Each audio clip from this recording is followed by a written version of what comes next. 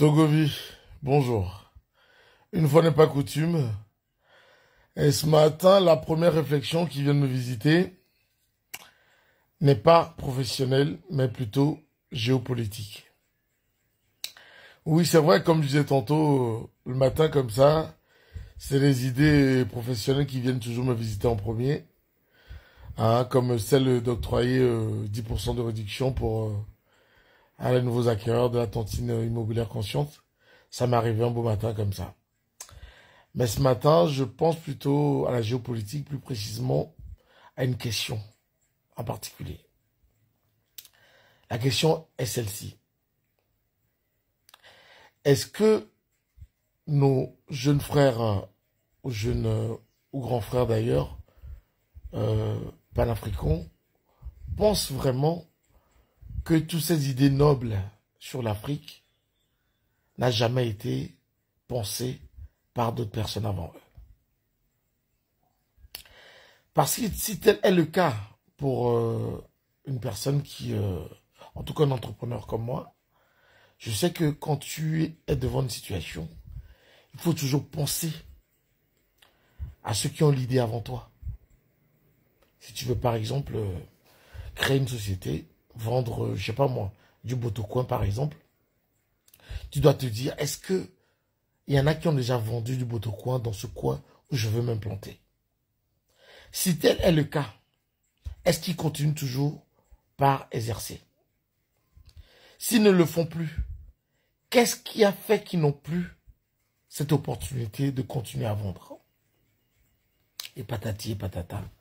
Et on arrive à trouver les failles ou à trouver ce qui n'a pas fonctionné pour que nous, on puisse ne plus faire les mêmes erreurs ou en tout cas à y remédier. Je pense bien sûr à nos illustres aînés, ancêtres, je dirais même, comme Patrice Lumumba.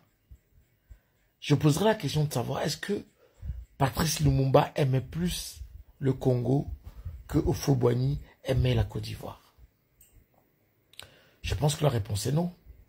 Ils étaient tous enfants de leur pays, mais ils avaient deux façons différentes de voir les choses.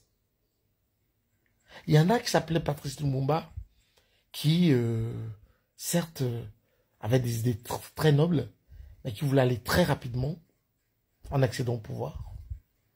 Il voulait arracher le gâteau qu'avaient serré les Belges entre les mâchoires. Il voulait lui arracher ça. Il a voulu renvoyer tous les officiers qui étaient là-bas. Il les a remplacés par les officiers congolais.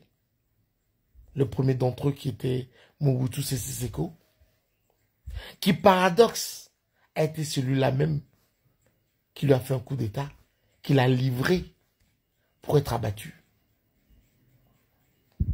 Je penserais même à notre président du Togo, le premier président du Togo, qui voulait mettre sa monnaie en route. Ça, c'était une très bonne idée. Mais est-ce qu'une monnaie, ou dans un pays où il y avait que 80 000 personnes dans la capitale, pour avoir une valeur, ça, je ne sais pas. Mais ça, entre autres, a poussé à manigancer un coup d'État contre lui. Il a même, à un moment donné, ne plus vouloir voir les anciens combattants qui étaient des Togolais noirs, parce qu'ils auraient servi dans l'armée d'occupation. Toutes ces réflexions ont fait qu'ils n'ont pas fait long feu.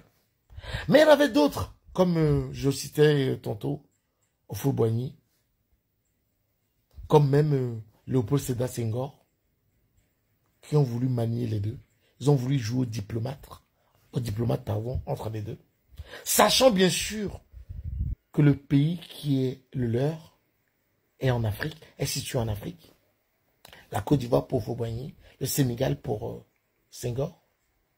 Et paradoxe, comme par hasard, c'est les deux pays vraiment de la sous-région, premiers économiquement parlant, même démocratiquement parlant, même si la Côte d'Ivoire a eu un petit recul démocratique institutionnel il n'y a pas longtemps, avec Ado.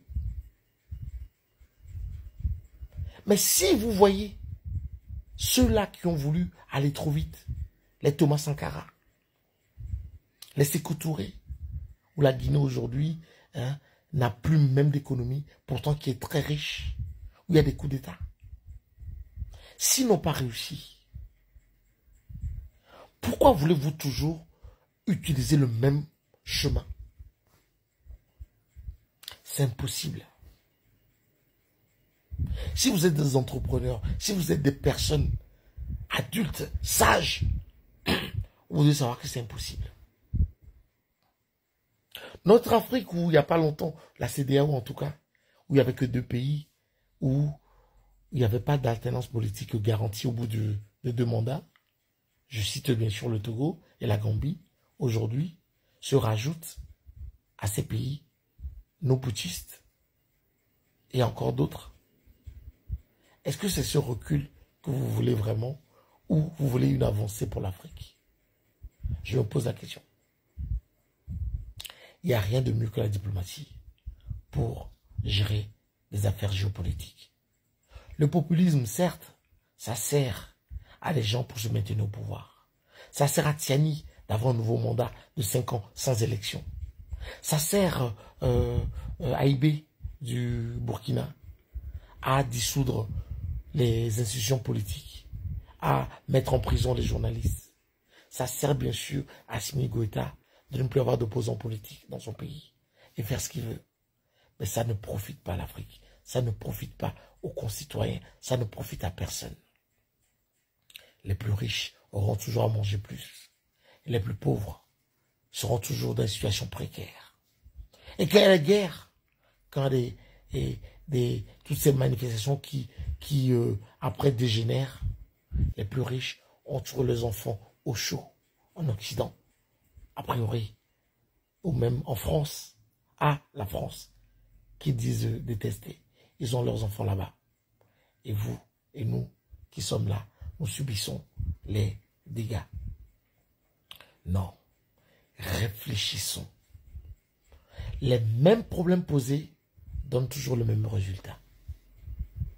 Les mêmes problèmes posés donnent toujours le même résultat. La diplomatie de Senghor, la diplomatie de Houphouët a fait avancer leurs pays respectifs. Les mêmes problèmes posés, si on réagit de la même manière, on aura les mêmes résultats qu'eux.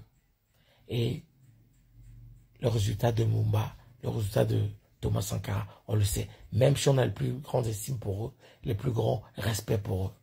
Mais on doit apprendre de ce qui n'a pas marché chez eux pour ne plus réitérer les mêmes erreurs. Parce que ceux qui sont plus forts, ils pourront se lever, ils vont te trouver un opposant qui va t'assassiner. Ils vont se lever un beau matin, ils vont annexer ton pays, ils ont des armes. L'Ukraine aujourd'hui, ils n'auraient pas l'Europe à leur côté, n'hésiteraient même plus déjà, parce que la Russie est plus forte. Les États-Unis aujourd'hui parlent d'annexer le Panama, le Groenland. Si le président du Panama a un esprit de fou en lui, il ira négocier. Le problème c'est quoi? Vos navires qui passent, on les taxe $1 million, on va vous faire ça à $500 000. Il va dire non, on veut ça à $100 000. Il va faire, ok, on trouve un consensus, je vous fais à 400 000. Ton pays va continuer à pas exister. Et tu vas garder la face. Mais si tu vas d'affront, un beau matin, les Marines, ils vont débarquer. Ils vont prétexter, je ne sais pas, la sécurité économique de leur pays. Et le Panama va perdre son canal. Le Groenland, c'est pareil. On va tous parler, mais ça va arriver comme ça arrive dans plusieurs régions du monde aujourd'hui. Taïwan, que ça soit au Congo, que ça soit chez au Kurdistan, que ça soit en Arménie, partout. Personne n'aura rien à dire. La diplomatie, le maître mot. La diplomatie, le maître mot. Senghor disait, l'émotion est nègre, la raison est laine. C'est pas une insulte, c'est vrai. Il faudrait raison garder la tête froide et négocier plutôt que de vouloir paraître puissant et n'être rien du tout que un tonneau vide. On parle aujourd'hui qui a les armes en Afrique pour pouvoir riposter. Soit on a une guerre mondiale sur le sol africain, ou soit on fait la diplomatie.